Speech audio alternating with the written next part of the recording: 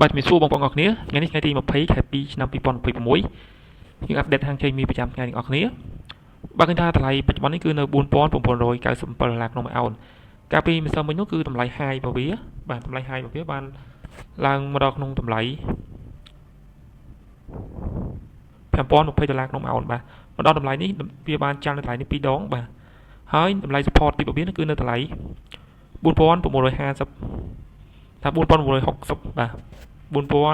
ញ្ចឹងកម្រិតថ្លៃវាគឺវាដើរចន្លោះ60លេខណា60លេខអញ្ចឹងសម្រាប់ថ្ងៃសុក្រថ្ងៃចុងសប្តាហ៍នេះឃើញថាវានៅ sideways 0ហ្នឹងបាទនៅ sideways 0ហ្នឹងអញ្ចឹងបច្ចុប្បន្ននេះគឺនៅតម្លៃកណ្ដាលអញ្ចឹងបងប្អូនអាច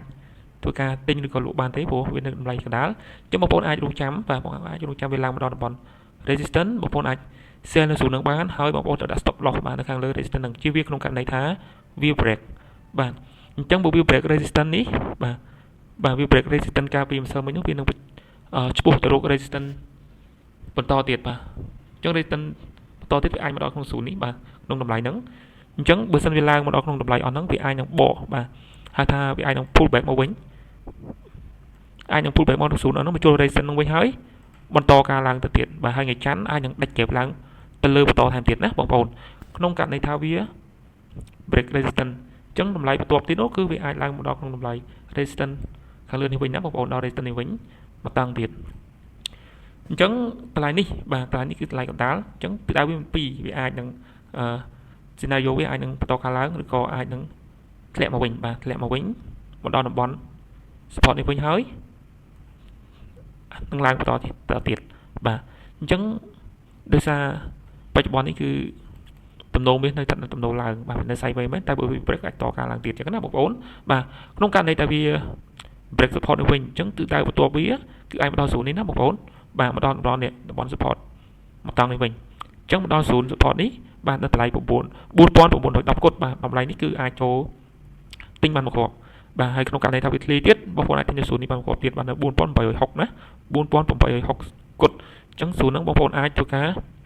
ទិញមកគ្រាប់ទៀតបានហើយបាទអញ្ចឹងថ្ងៃសុក្រនេះមាសជួនកាលវាដើរលឿនបាទ100លេខ200លេខក៏មានដែរហើយទំនោរគឺទំនោរឡើងច្រើនជាងណាបងប្អូនអញ្ចឹងបងប្អូនជាបាយច្រើនជាង sell ទៅដោយសារតែបច្ចុប្បន្ននេះស្ថានភាពអ៊ីរ៉ង់ជាមួយអាមេរិកកំពុងតែក្តៅខ្លាំងអញ្ចឹងបាទនៅជុំកំពុងដាក់គ្នាទេអញ្ចឹងបើថាវាផ្ទុះផោងមកគឺមាសអាចដាច់ជែបឡើងទៅលើ100លេខ200លេខក៏ថាបានដែរហើយនឹងអាចបើសង្គ្រាមរយៈពេលយូរនឹងជាឥទ្ធិពលដល់ពិភពលោកខ្លាំងណាពិភពខ្លាំងដោយសង្គ្រាមរុស្ស៊ីនិងអ៊ុយក្រែនជាដើមបើសិនជាវាវាយខ្លាំងទៅវាអាចឡើងដល់1000លេខក៏មានដែរណាបាទអញ្ចឹងបងប្អូនទៅចាប់ស៊ូនវាបាទ resistance support បាទក្នុងករណីថាវា break resistance យើង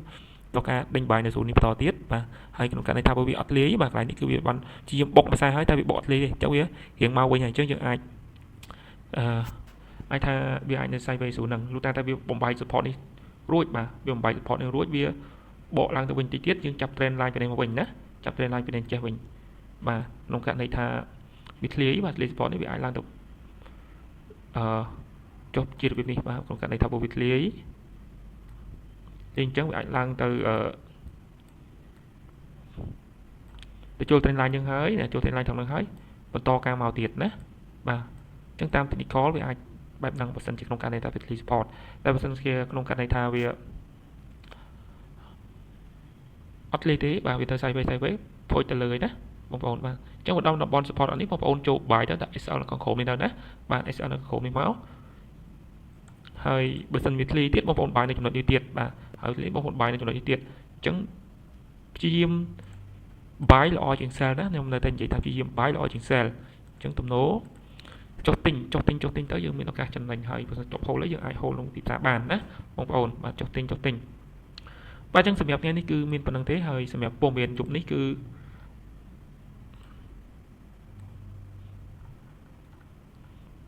នៅថ្ងៃទី20នេះគឺនៅមលាម៉ោង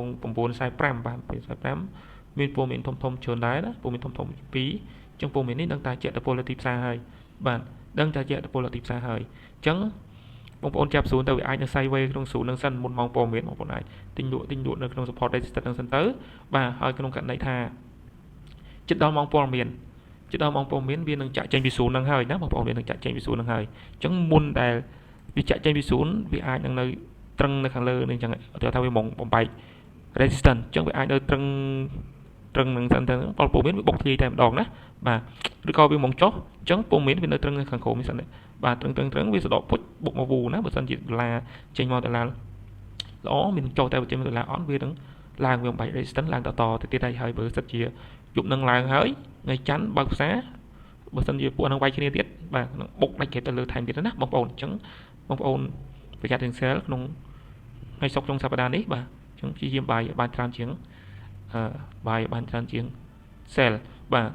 ហើយបើសិនជាពងមានម៉ោង9:45នឹងចេញមកដុល្លារល្អចុះអញ្ចឹងគឺជាឱកាសឲ្យបងប្អូនទិញទុកហើយចុះទិញទុកទៅថ្ងៃច័ន្ទអាចនឹងបកឡើងទៅលើវិញច្រើនអូខេបងប្អូនទាំងអស់គ្នាហើយសម្រាប់ការវិភាគនេះគឺមានតែប៉ុណ្្នឹងទេហើយខ្ញុំថាបងប្អូននឹងចំណេញបានទាំងអស់គ្នាណាអរគុណច្រើន